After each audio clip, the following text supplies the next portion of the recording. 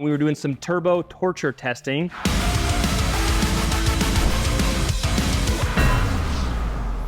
And blew the motor. So I told them I'd build them a motor and we do a four-wheel drive swap.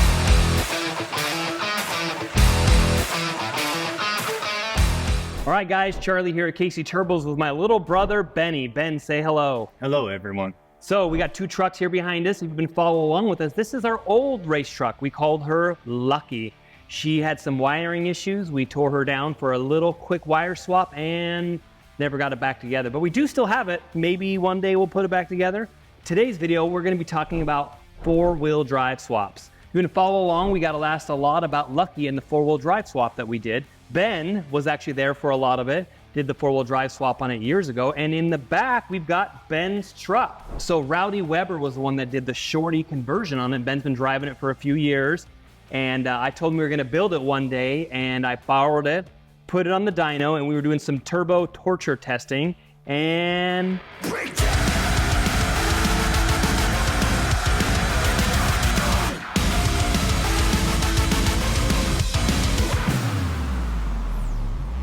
blew the motor. Melted the piston. Yeah, melted a piston. Turbo survived. If I remember correctly, the turbo we were trying to blow up didn't blow up, but we just totally destroyed the motor. We were really wrapping it on the dyno. Lots of boost, lots of back pressure, lots of power, trying to destroy the turbo itself, and blew the motor. So I told him I'd build him a motor and we do a four-wheel drive swap on it. So he's in the middle of doing a four-wheel drive swap. We've already done a four-wheel drive swap on this, and Ben is gonna go over some of the differences between the two. The one thing I will say is there's no standard recipe. Everyone that I've talked to said they did it a little bit different.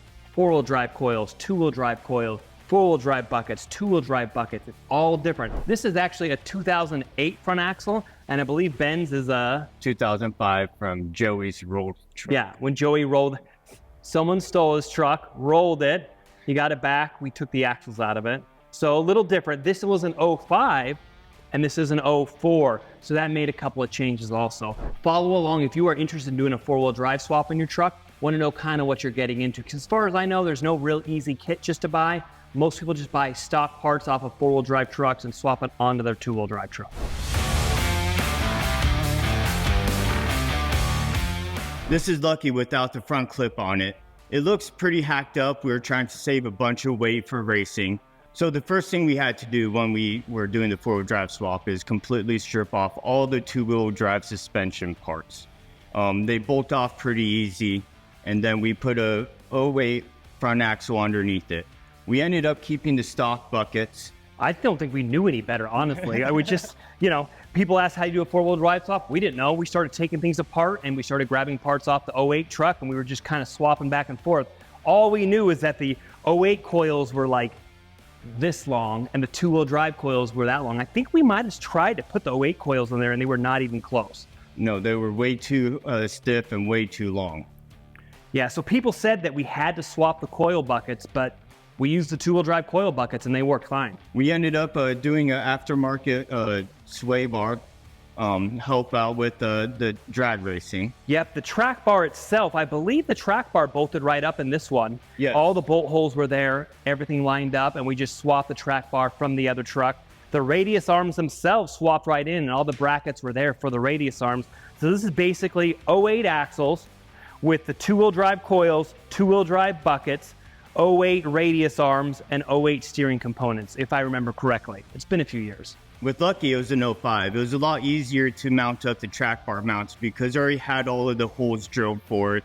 It had the hole in the side of the frame so that you can put the nuts inside of the frame. This is Lucky's four-wheel drive swap.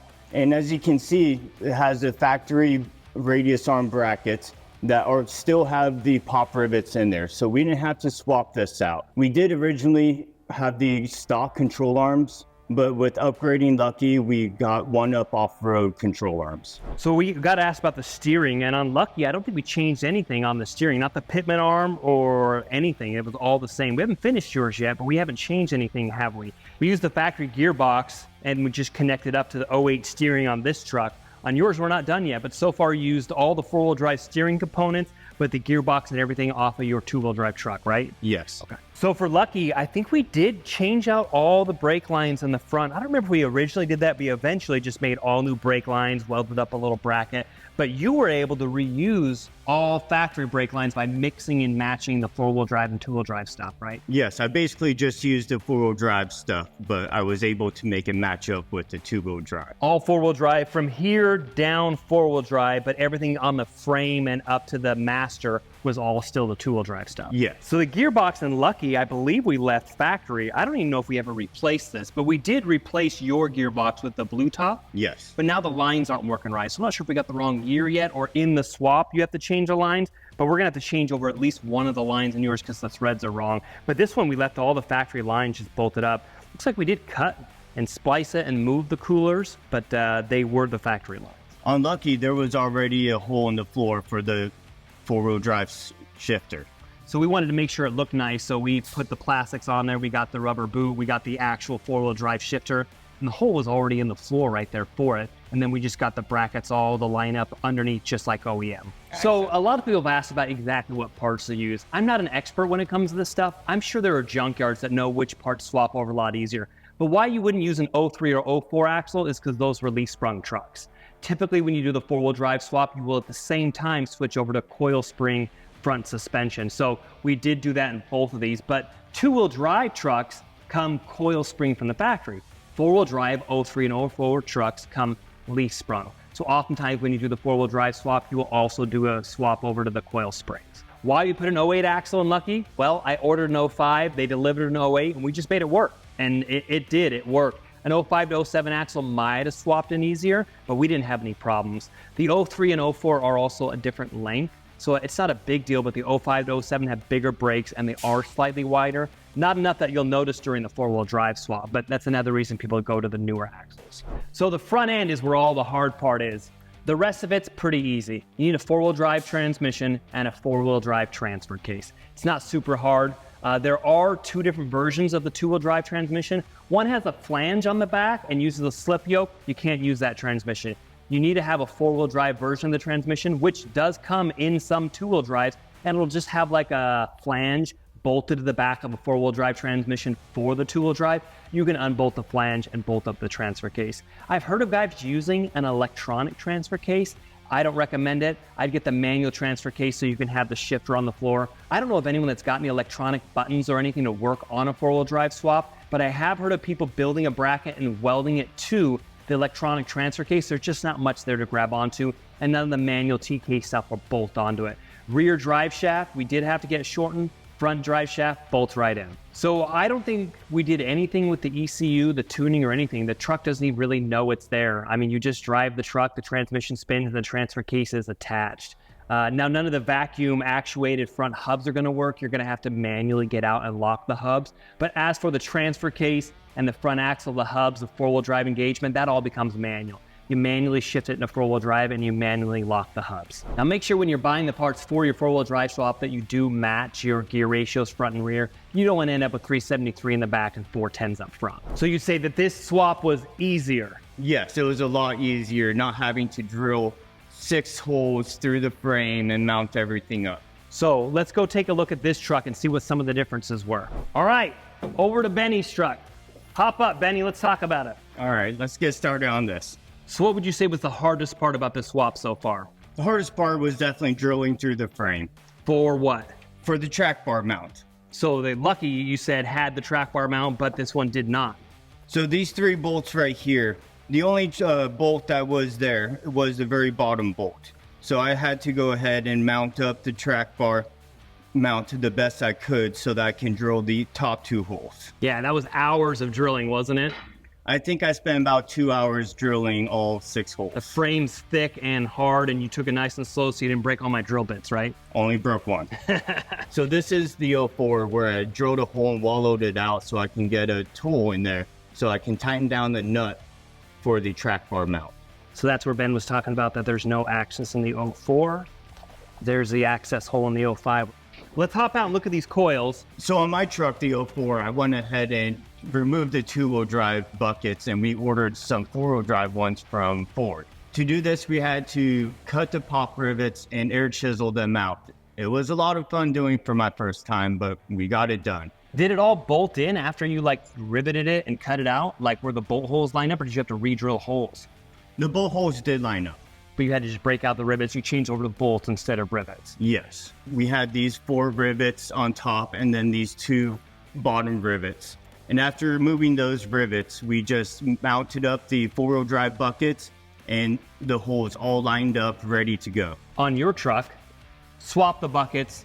Lucky kept the stock buckets. So by swapping the buckets, you put 4-wheel drive coils in there, but I think you went with the softer springs. With Lucky, we just left the 2-wheel drive springs in there, but we cut them down a little bit to size. Yes. Which this rode like garbage. I don't think I'd suggest that for a street truck. Probably gonna be smarter to swap the buckets to get the right springs in them to make it ride nice.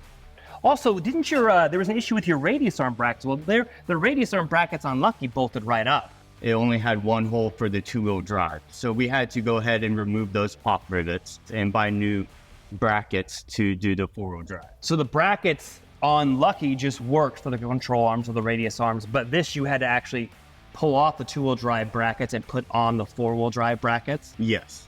This is the 2-wheel drive radius arm bracket, and this is the 4-wheel drive radius arm bracket.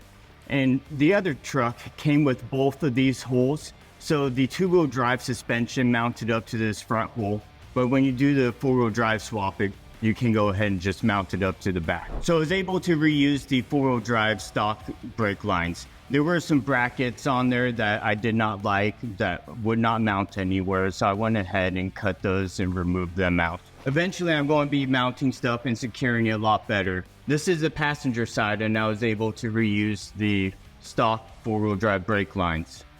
I had to bend this little brake line a little bit to get it to line up straight. On the driver's side, I didn't have to do too much bending to the line. It pretty much matched right up. So since this is going to be my daily driver, my personal truck, I want it to look clean.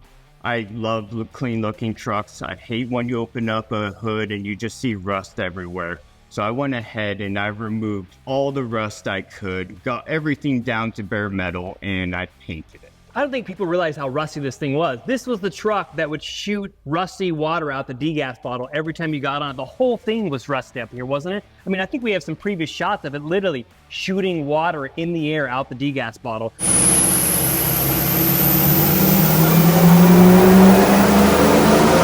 We did the Swinky mod on this one, wasn't it? Yes. Where you drill the hole in the degas bottle cap so it doesn't puke, it just sprays out like a water fountain instead. We had rust stains all over the top of the hood, covering all of the hoses. Everything was just completely covered in rust. I did drive the truck 2 years with the blown head gasket, blowing that rusty water all over the place. It drove great, right? I mean, all 6 liters leak head gaskets a little bit. After 2 years, the oil cooler got so clogged, I could only drive 20, 30 minutes at a time. That's right. All right, that's it for today, but this is a work in progress. We're not done yet. The engine's ready to drop in, but we still need to do the 4-wheel drive transmission and transfer case. And then Ben plans to be up and racing this thing next year. So if you want, follow along, check out the future videos, and maybe post in the comments. Ben has not decided what to name it. I was all for Betty White because of the white truck. He said no, white trash was already taken. So if you guys have any ideas, go ahead and throw them in the comments and maybe Ben will name the truck after you.